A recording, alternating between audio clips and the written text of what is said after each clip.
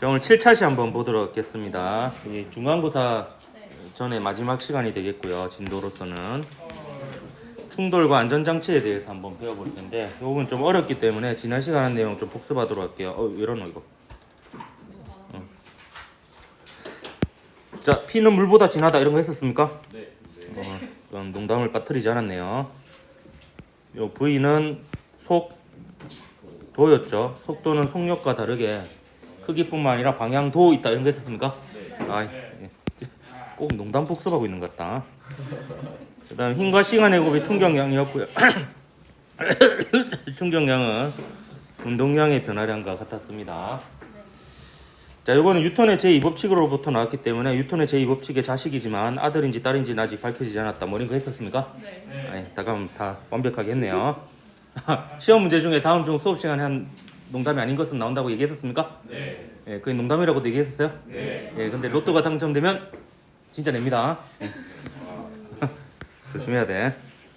자, 요게 뉴턴의 제2법칙으로부터 나왔기 때문에 그 합력에 의한 충격량이 되겠습니다. 그래서 알짜힘에 의한 충격량이 운동량의 변화량 같고, 요걸 또 다르게 여러 말로 표현을 하는데 이게 힘입니다. 힘이어서 이제 그 충격 그 력이라고 하기도 하고요.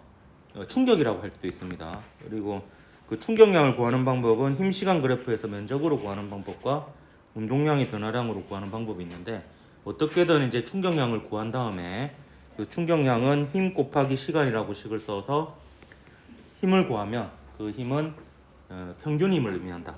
이런 얘기 했었습니다. 그래서 지난 시간에 배운 이러한 내용들을 잘 이해했다라는 잘못된 가정하에 자, 충돌과 안전장치에 대해서 한번 배워보도록 하겠습니다. 자, 충격을 감소시키는 방법에 대해서 알아볼 텐데요. 이 충격은 바로 힘을 뜻합니다. 헐 아니고요. 힘. 이해를 못한 것 같네. 영어로 그 힘, 헐 그 얘기한 겁니다. 지난 시간에 했어? 네. 복습한 겁니다. 그러면 했으면은 네가 헐 해야지. 그러니까 뭐 헐 하면은 헐 아니고 힘이라니까. 이게 시나리오인데 왜 이래?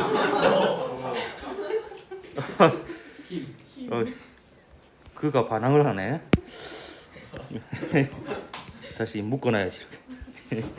이렇게. 자, 요거는 그 달걀입니다. 누가 봐도 달걀이죠. 네. 저희 집 근처에 그 과일집에 흰 달걀을 팔아요. 그래서 그 달걀을 떠올리면 하얀색 달걀을 그린 겁니다. 진짜요? 예, 같은 높이에서 동일한 두 달걀을 자유낙하시킵니다. 이때 동일하다라는 것은 질량이 같은 이라는 의미를 포함하고 있다라고 볼 수 있겠습니다. 흰 달걀이 좀 먹어보면 약간 더 고소해요. 한번 사 먹어봐. 그래서 이 달걀을 떨어뜨리는데 같은 높이에서 떨어뜨리면 하나는 이제 그 시멘트 바닥에 떨어뜨리고 하나는 방석에 떨어뜨리는데요. 요 바닥과 충돌하기 직전의 속도가 같습니다. 왜냐면 같은 높이에서 떨어뜨렸으니까 똑같은 가속 운동을 하면 속도가 같겠죠. 그리고 중학교 때 배웠던 역학적 에너지 보존을 생각해봐도 속도가 같아야 됩니다. 바닥에 도달해서 충돌하기 직전에 질량과 속도가 같기 때문에 질량과 속도의 곱인 운동량도 같아요. 충돌 전에. 그리고 하나는 깨지고 하나는 안 깨졌지만 둘 다 멈췄죠. 그렇기 때문에 충돌 후 운동량은 둘 다 0이 됩니다. 그래서 충돌 후 운동량이 같고 충돌 전 운동량이 같으니까 운동량의 변화량도 같다라고 볼 수 있습니다. 즉 충격량이 같다 이렇게 볼 수 있죠. 충격적이죠. 네. 그래서 이 이거는 깨지든지 안 깨지든지 간에 충격량, 즉 운동량의 변화량은 같다라고 볼 수 있습니다.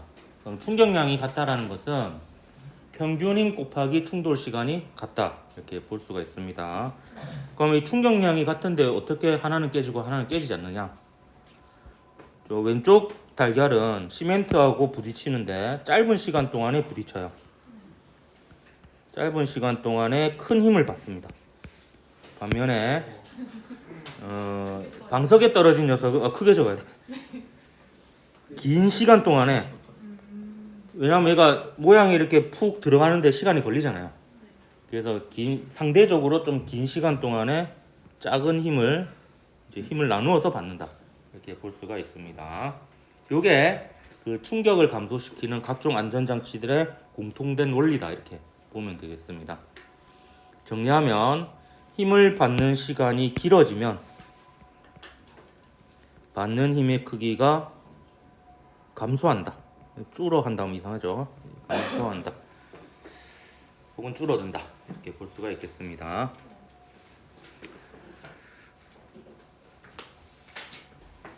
자, 요거를 조금 더 어렵게 설명해 보도록 할게요.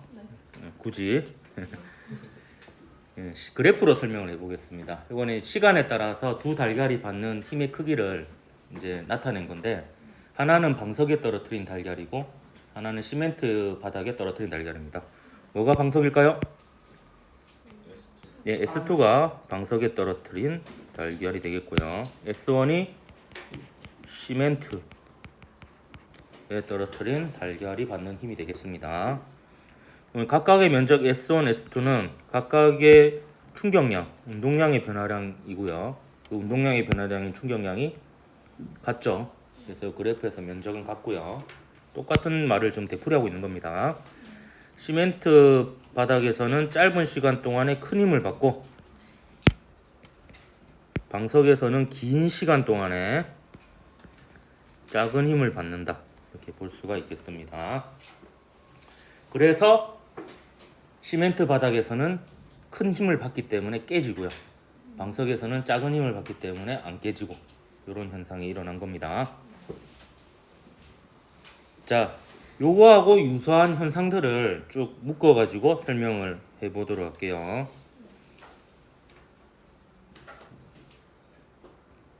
다 적었나? 네. 넘어갑니다. 자, 충격량은 같으나 충격량이 같다는 것은 무엇이 같다? 예, 운동량의 변화량은 같으나 운동량의 변화량은 충돌 후 운동량 빼기 충돌 전 운동량이 되겠습니다. 그래서 충격량, 즉 운동량의 변화량은 같으나 충돌 시간을 길게 하여 충격, 즉 힘을 줄이는 예입니다. 얘는 굉장히 많아요. 에어백, 자동차 범퍼, 권투장갑, 안전보, 매트, 뽁뽁이, 운동화 바닥 뭐 이런 게 있는데 좀 사진을 보면서 설명을 하도록 할게요. 느낌이 좀 오도록. 뭐야 이거? 얘는 또 왜 이래? 오늘따라 말을 안 듣네 이놈. 모르겠다. 왜 이래 진짜. 오. 야, 오늘따라 이 반항이 심한데. 에이 몰라. 이렇게만 안 보이네 일단. 자, 에어백 한번 설명해 보겠습니다. 자, 질량이 70kg인 두 사람이 동일한 차를 타고 시속 50km로 달리고 있다가 벽하고 부딪혔다라고 생각을 해봅시다. 그런데 그림과 다르게 여기에는 에어백이 터지지 않았고 여기는 에어백이 터졌다라고 생각을 해봅시다. 그러면 이 사람은 처음 운동량 같죠? 질량도 같고 속도가 같기 때문에 결국에 둘 다 멈추니까 운동량의 변화량, 즉 충격량 같습니다. 근데 이 사람은 얘가 그래도 이거 왜 연결 안 해? 이 움푹 들어가는 동안에 시간이 좀 걸리니까 긴 시간 동안에 힘을 나누어 받아가지고 평균적으로 받는 힘이 작습니다. 근데 이 사람은 이 에어백이 없으면 얘랑 상호작용하죠. 폭 하고 바로 멈춥니다. 그러니까 짧은 시간 동안에 큰 힘을 받게 되는 거죠. 그래서 이제 짧은 시간 동안에 금방 멈추게 되고 생명도 멈추게 되고 이렇게 되는 거죠. 그래서 에어백이 대표적으로 똑같은 충격량을 받더라도 충돌 시간을 길게 하여 충격력을 줄이는 예가 되겠습니다. 도로에서 이런 거 본 적 있습니까? 네. 이게 그 급경사로 내리막길에 주로 설치가 되어 있는 경우가 있는데요. 그 내리막길을 가다가 브레이크가 고장났을 때 대처 방법이 세 가지 정도 있습니다. 앞차를 들이받고 멈추거나 핸들을 꺾어서 벽을 들이받고 멈추거나 아니면 이제 얘를 들이받고 멈추는 거였는데 얘를 들이받는 걸 추천합니다. 얘를 들이받으면 똑같이 결국에는 멈추기 때문에 운동량의 변화량 같거든요.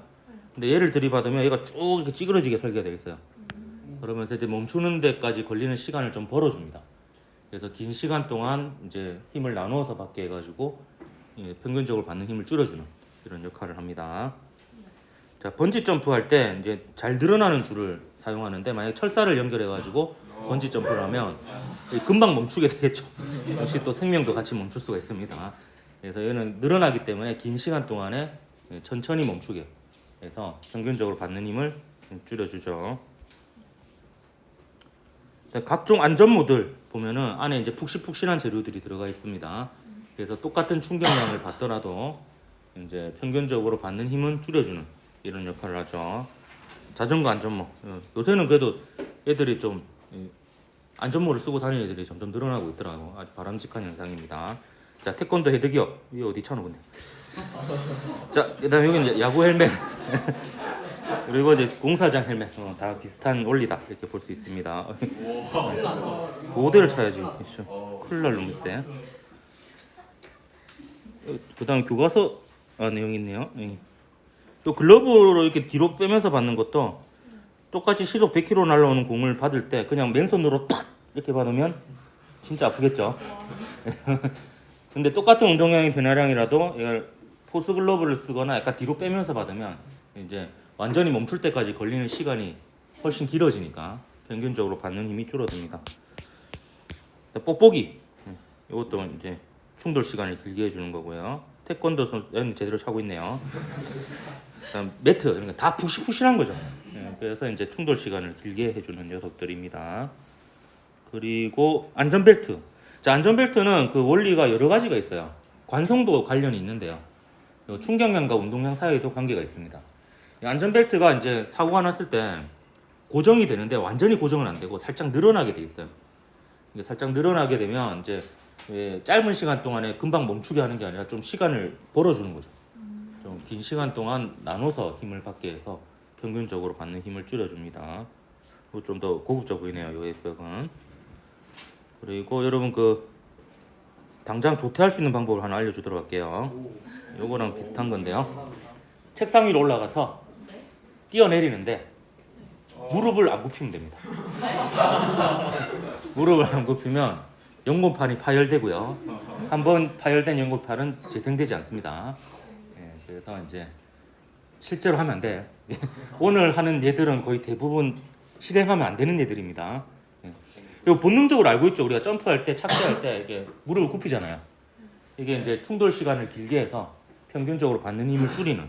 이게 본능적으로 충격량과 운동량 사이의 관계를 알고 있는 거예요.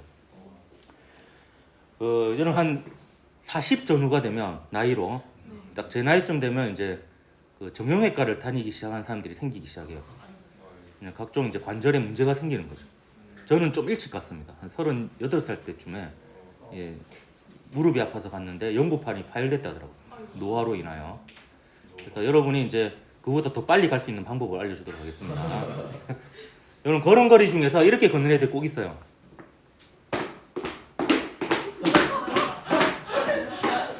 이게 절대 무릎을 굽히지 않겠다. 무릎을 펴면서 이렇게 걷는 애들. 한 30대 중반쯤에 MRI 찍을 수 있습니다. 그래서 여러분 걸을 때 그렇게 걸으면 안 돼요. 가장 이상적인 걸음을 알려줄게요. 가장 이상적인 걸음은 이겁니다.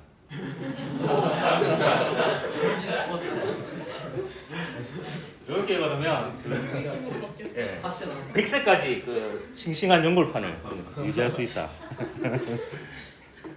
그 등산할 때도 보면 올라갈 때는 무릎 안 나가요. 다 무릎 굽히잖아요. 올라갈 때는. 올라가야 되니까. 근데 이제 내려갈 때 또 힘 빠져가지고 이렇게 내려가죠. 그러면 이제 무릎이 다 나가는 겁니다. 등산은 위험한 거예요. 자, 그다음 오늘 하는 수업은 관계 없는데 여러분 인생에 도움이 되는 얘기를 하나 하도록 할게요. 제가 이제 무릎 연골판이 왜 파열됐는지를 검사해 보니까 제 습관이 잘못됐더라고요. 그리고 이제 두 다리를 살짝 벌리고 가만히 선 상태에서 거기서 엑셀을 찍더라고요. 무릎 사진을. 그다음에 이렇게 굽힌 다음에 사진을 찍어요. 근데 저는 이제 자세가 어떠냐면 섰을 때보다 굽혔을 때 무릎이 안쪽으로 들어갔습니다. 이게 그러니까 눈에 띄지는 않는데 살짝 안쪽으로 들어갔어요. 이게 나쁜 자세예요. 그러니까 무릎을 굽힐 때는 무릎이 서 있을 때보다 약간 바깥쪽으로 가야 됩니다. 이게 이제 올바른 자세라고 합니다. 그래야지 무릎에 무리가 안 간대요. 그래서 여러분 평소에 습관이 굉장히 습관 때문에 생기는 질병이 사실 많거든요. 운동을 안 해서 생기는 질병보다 습관이 안 좋아서 생기는 질병이 많은데 무릎을 굽힐 때 과도하게 또 바깥쪽으로 하면 안 되고요. 그러니까 살짝 바깥쪽으로 살짝 바깥쪽으로 굽히는 습관을 들이면 좀 연고판이 좀 더 오랫동안 쓸 수 있다 싱싱하게 라는 겁니다.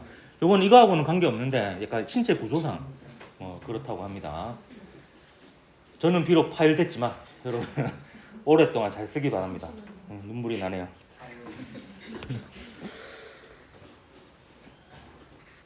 자, 그 다음에 요거랑 좀 맥락이 다른 얘기가 있어요. 거의 충격량과 운동량의 변화량 이 같다는 식으로부터 설명할 수 있는 현상 중에 조금 맥락이 다른 예가 하나 있는데 그 힘은 똑같이 주는데요. 그러니까 똑같은 크기의 힘을 주는데 충돌 시간을 길게 해요. 그러니까 오랫동안 힘을 주는 거죠. 오랫동안 힘을 주면 충격량이 커지겠죠. 그래서 이렇게 해서 충격량 자체를 크게 하는, 즉 운동량의 변화량을 크게 하는 예가 있습니다. 아까랑 맥이 좀 다르죠. 아까는 운동량의 변화량, 즉 충격량 같은데 충돌 시간을 길게 해서 힘을 줄이는 거였잖아요. 근데 이거는 이제 똑같은 힘을 주는데 힘을 주는 시간을 길게 해서 충격량 자체, 운동량의 변화량 자체를 키우는 예가 있습니다. 근데 이것도 크게 보면 두 가지 정도로 나눠져요. 하나는 뭐냐면 포신이나 총신의 길이를 길게 하는 거 하고요. 또 하나는 이제 각종 스포츠에서 팔로우 스윙입니다. 포신의 길이 한번 얘기해 보도록 할게요. 여러분이 그 노화가 언제 시작되냐면 만 24세 정도부터, 만 23세, 24세부터 시작이 되고, 그게 보통 시기로 치면은 군대 제대한 직후 이 정도가 되는데, 군대에 가게 되면 이제 운이 좋으면 포병에 입대를 할 수 있게 되는데요. 운이 좋은 게 맞아요. 예. 이게 확률이 낮은 거니까 운이 좋은 거지. 근데 이제 포탄 같은 경우에 이제 포신의 길이가 달라도 포탄의 크기는 같은 경우가 있어요. 이 경우에 얘네들은 어떻게 해서 이제 날아가냐면 요 안에 있는 화약이 터집니다. 화약이 터지면 그러니까 조선시대 아포 같은 경우 이렇게 집어넣으면 팍 나오잖아요. 충격에 의해서 터져가지고 이렇게 나오는 거예요. 화약을 먼저 집어넣고 팍 이렇게 나오는 건데, 그럼 얘는 이쪽에 있는 압력이 이쪽에 있는 대기압보다 커지는 거예요. 그래서 그 압력 차이 때문에 가속이 되는 거거든요. 그래서 로켓과 다르게 이 제트 엔진이 있는 게 아니거든요. 로켓과 다르게 포신을 벗어나면은 더 이상 가속이 안 됩니다. 그냥 그 속도로 날아가는 거예요. 완성에 의해서. 그렇기 때문에 포신의 길이가 길어지면 오랫동안 힘을 받기 때문에 더 멀리 날아갈 수 있는 거예요. 그래서 총 같은 경우에도 권총하고 소총에 들어가는 총알이 같은 경우가 있거든요. 그럼에도 불구하고 소총이 멀리 가요. 왜냐하면 총신의 길이가 더 기니까 오랫동안 힘을 받아서 운동량의 변화량이 더 크기 때문에, 충격량이 크기 때문입니다. 그래서 제가 궁금해가지고 세상에서 가장 긴 포를 찾아봤는데요. 그 독일에 이제 그 세계 2차 대전 때 독일에서 그 프랑스의 마지노선이라는 그 지역을 이제 그 뚫기 위해서 만든 구스타포 열차포라는 게 있어요. 워낙 커가지고 이제 열차 형태로 궤도를 따라서 움직일 수 있는 그런 열차로 2대를 생산했는데 포신의 길이가 32m 였다라고 합니다. 그래서 사정거리가 어느 정도 되느냐? 39km. 그러니까 이제 여기서 쏘면 거의 한 부산 정도까지 날아가는 그런 이제 사정거리였다고 합니다. 그 사진이 혹시 궁금하면은 2학년 올라갈 때 물리학 1을 선택하면 그때 수업 시간에 보여주도록 하겠습니다. 굉장히 메리트가 높죠. 사진 하나 때문에. 아 예. 궁금해요? 궁금하면 물리학 1. 예. 자, 그 팔로우 스윙 같은 경우에 이제 골프든 테니스든 볼링이든 야구든지 간에 채를 끝까지 휘두르라 그러잖아요. 그 이유가 이제 야구로 치면은 끝까지 휘둘면은 야구 배트하고 야구공이 맞닿아서 그 배트가 야구공에 힘을 가하는 시간이 길어집니다. 그러니까 똑같은 힘이라도 이제 자세가 좋으면 팔로우 스윙을 하면 더 멀리 보낼 수 있는 거죠. 운동량의 변화량이 커지니까. 그래서 모든 스포츠가 거의 대부분 그래요.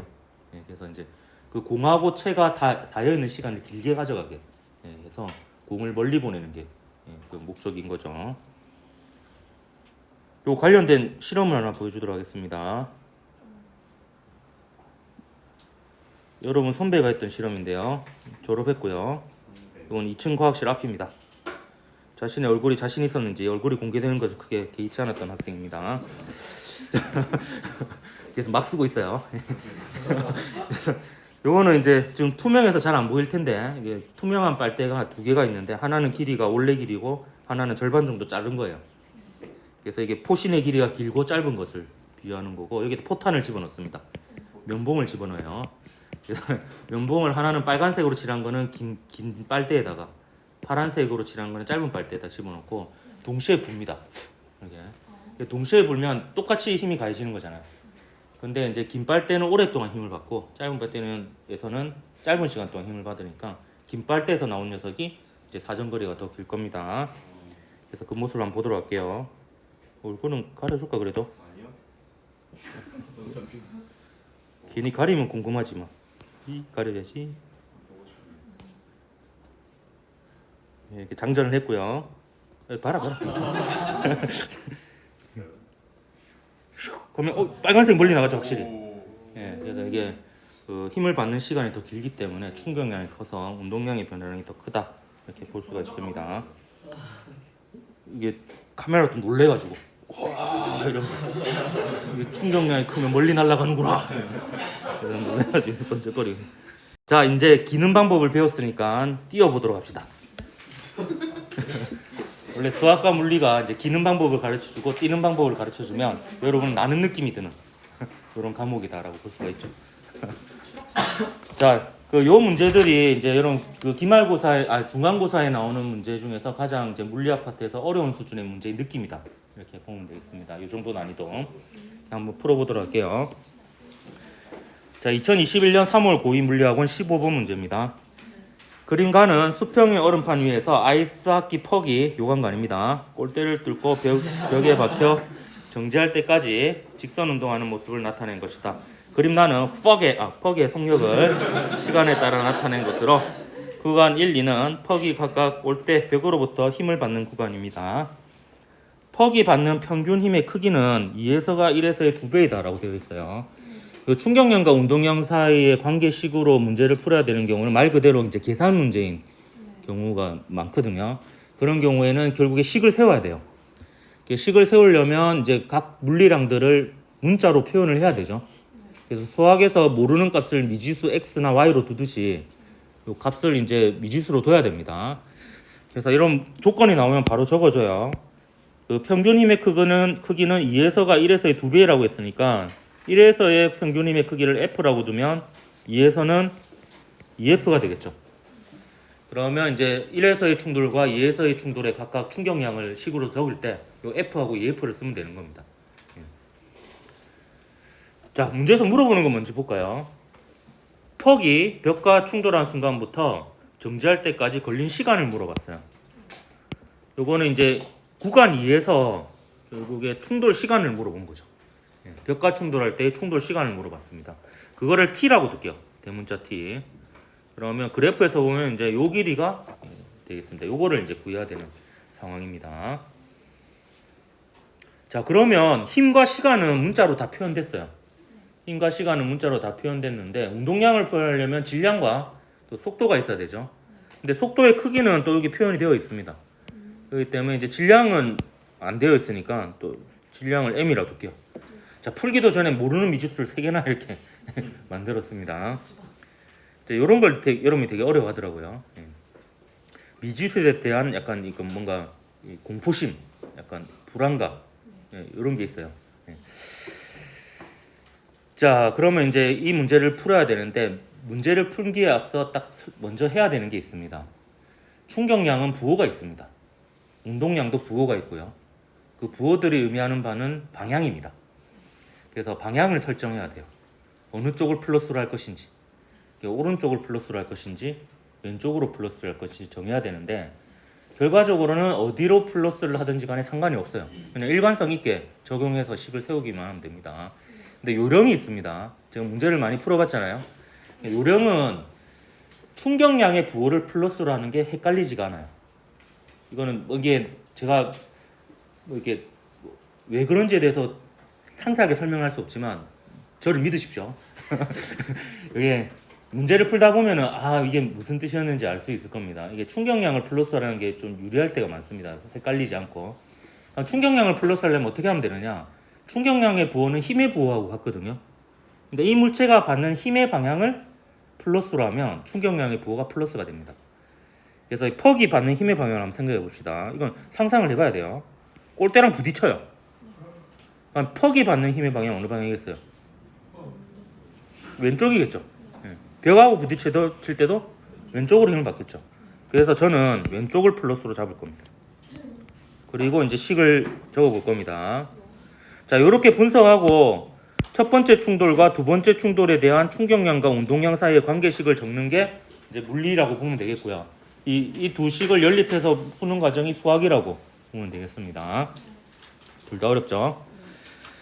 자, 그럼 충격량은 운동량의 변화량과 같다는 식을 쓸 겁니다. 그러면 충격량은 평균임 곱하기 시간으로 적을 수 있죠. 평균임은 1에서가 F면 2에서는 2F라고 했습니다. 문제 조건에서 그래 찾았죠.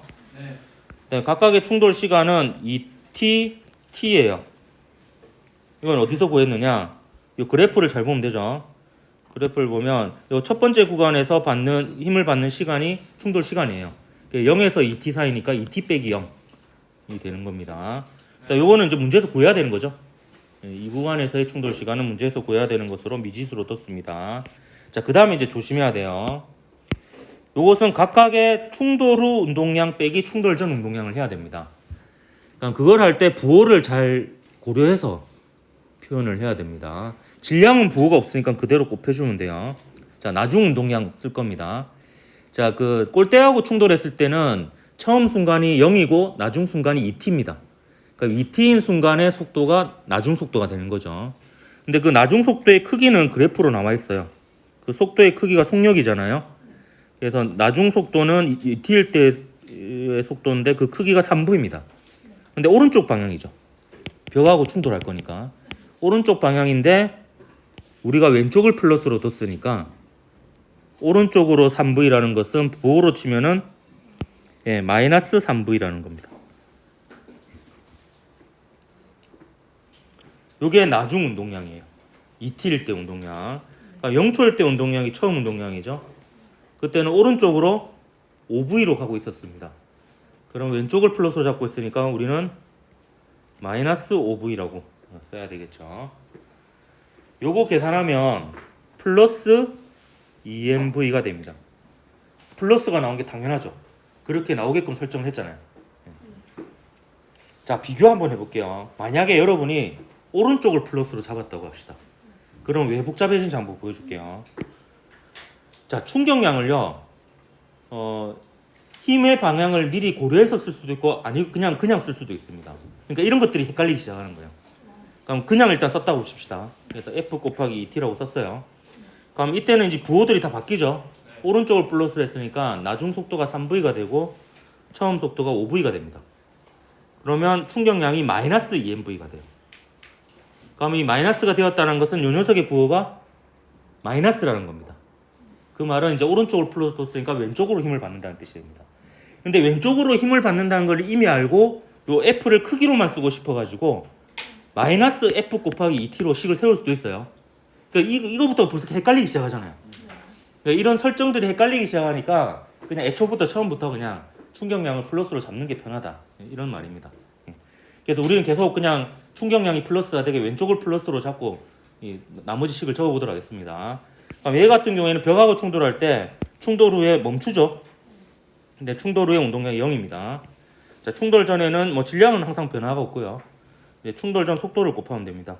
근데 벽과 충돌하기 전에는 이제 골대를 통과한 순간이니까 통과한 이후니까 오른쪽으로 3v 그래서 마이너스 3v가 됩니다. 그래서 이거 계산하면은 플러스 3mv가 되죠. 당연히 플러스가 나와야 되죠. 우리가 그 방향을 플러스로 잡았으니까. 자, 그러면 두 개의 식이 나온 거예요. 이까지가 물리학이라고 볼 수 있습니다. 이 녀석은 이 녀석과 같다는 식 하나 나왔고요. 이걸 기억이라고 기억하고요. 이거를 니은이라고 합시다. 자, 이제 이 두 식을 연립해서 풀어야 된다. 말이 쉽지 지금 미지수가 수두룩 빽빽하게 많이 있는데 막연하죠. 근데 이게 우리의 목적은 요 라지 t를 스몰 t로 나타내는 거예요. 그렇기 때문에 요 두 식 중에 하나를 이제 정리를 해서 요 위의 식을 f에 대해서 정리하든 m에 대해 정리하든 v에 대해서 정리하든지 간에 정리한 다음에 나머지 밑에 식에 넣는 방법이 있는데 이게 복잡합니다. 제가 이제 물리학 특히 역학에서 주로 쓰는 방식을 좀 알려주도록 할게요. 역학에서는 이처럼 두 개의 방정식이 나오고 이 두 개의 방정식을 연립해야 되는 경우가 많은데요. 이때 이런 방법을 많이 써요. 좌변은 좌변끼리 나누고 우변은 우변끼리 나누면 같은 값이 됩니다. 왜 그렇게 되냐면 얘가 기역이면 얘도 기역이죠. 얘가 니은이면 얘도 니은입니다. 그래서 좌변끼리 나누면 기역 나누기 니은, 우변끼리 나눠도 기역 나누기 니은이 됩니다. 똑같죠? 그래서 그렇게 하면 많은 미지수들이 한꺼번에 나눠져서 날아갑니다. 그래서 좀 편리한 면이 있습니다. 근데 순서도 좀 고려를 할 필요가 있어요. 기역 나누기 니은하면 스몰 t 나누기 라지 t가 되거든요. 우리가 구해야 될 값이 분모에 가게 됩니다. 그럼 또 한번 뒤집어줘야 돼요. 그래서 처음부터 우리가 모르는 미지수가 분자에 가도록 나눠주면 좀 더 편리합니다. 그래서 니은 나누기 기역을 좌변은 좌변끼리 우변은 우변끼리 하는 거예요. 그럼 좌변끼리 나누면 f하고 2는 날라가죠.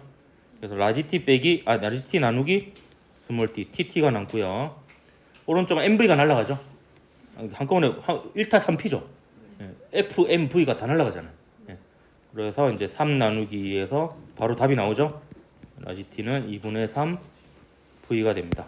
그래서 답은 5번이 답이었던 문제였습니다.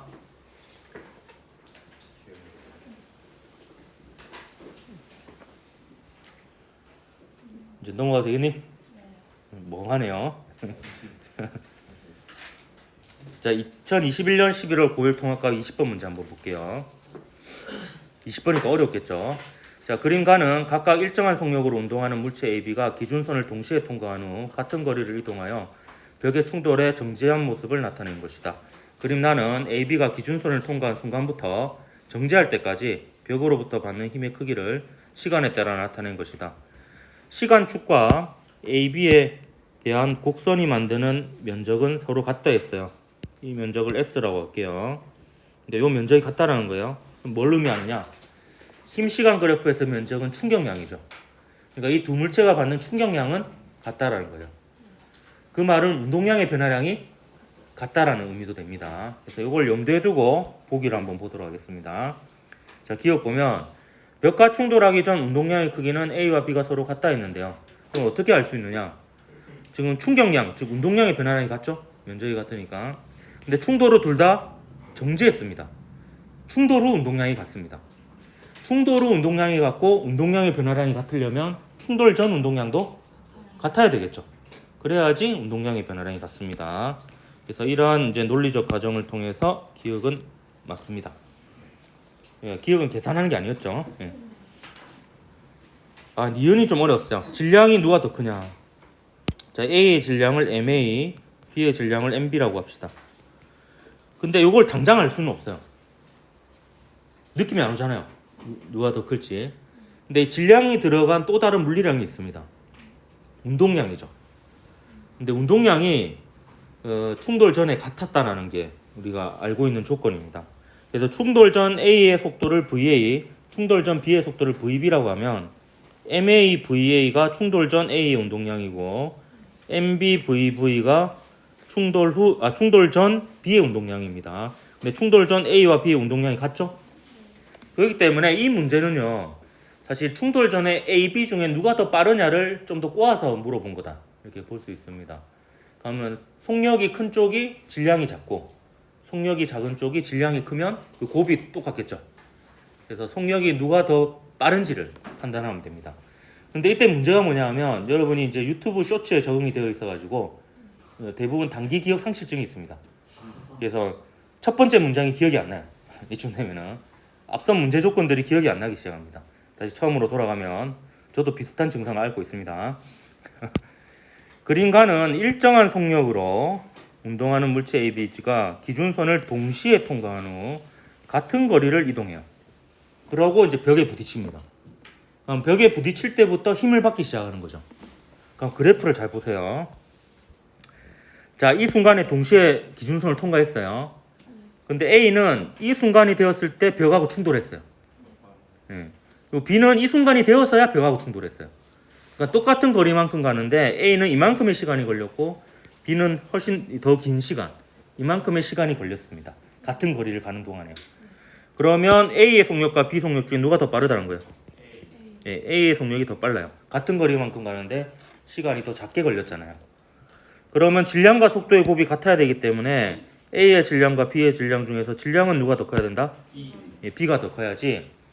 큰 것 곱하기 작은 것은 작은 것 곱하기 큰 것. 그래서 이제 등식이 성립하겠죠. 그래서 누가 더 빠르냐로 질량이 누가 더 크냐를 판단할 수 있었던 보기였습니다. 그래서 이유는 맞고요. 자, 이것은 벽과 충돌하는 동안 벽으로부터 받는 평균 힘의 크기가 누가 더 크냐예요. 자, 사실 이게 그래프가 나오면 그냥 눈으로 확인할 수 있어요. 느낌적으로 누가 더 힘이 더 큽니까? B가 이게 높이가 더 높잖아요. 이게 힘이잖아요. 그렇기 때문에 B가 더 큽니다. 근데 이게 그래프가 주어져 있지 않거나 이제 수식적으로 풀어야 되는 경우에는 이렇게 풀 수가 있습니다. 자, 요게 A의 충돌 시간이에요.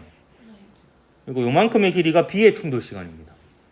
그러면 좀 면적이 같으니까 충격량이 같죠?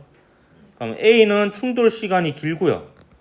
B는 충돌 시간이 짧습니다. 따라서 A는 평균적으로 받는 힘이 작고 B는 평균적으로 받는 힘이 크다 이렇게 볼 수가 있습니다. 이렇게 해석을 할 수 있다. 이 문제는 이제 그래프 나왔으니까 그래프로 해석해도 되고 이렇게 해석을 해도 둘 다 이제 가능합니다. 그래서 이것은 틀려서 3번이 답이어서 문제가 생겼습니다. 이제 마무리 멘트를 하기가 어려워졌어요. 1번이 답이면 일단 오늘은 여기까지. 2번이 답이면 그럼 이만. 4번이 답이면은 사요나라. 5번이 답이면 오늘은 여기까지인데 이 3번이 아직 확실잖아요. 그래도 어떤 반에서 이제 좋은 아이디어가 하나 나왔는데 뭐 그만하삼 아니면 뭐였더라? 잘가삼이었나? 뭐 이런 게 있었는데 뭔가 아직은 조금 부족한 듯 합니다. 그래서 제가 편집상에 실수가 있었다는 점을 인정합니다. 미안하고요. 그래서 왼쪽 오른쪽 문제 순서를 바꿨어야 돼요. 그래서 이걸로 끝났으면 오늘은 여기까지 할 수가 있었는데요. 좀 아쉬운 부분이 있었습니다. 오늘은 여기까지 하도록 할게요. 수고했습니다.